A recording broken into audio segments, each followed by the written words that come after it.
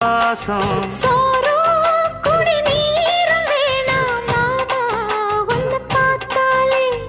ஆறும் பசியாரும் தானாச மொழி கேட்டாலே ஒன்ன பிரிஞ்சிருக்க தன்னன் தனிச்சிருக்க அம்மம்மாடி அப்பப்பாடி என் மனசு ஒத்துக்காது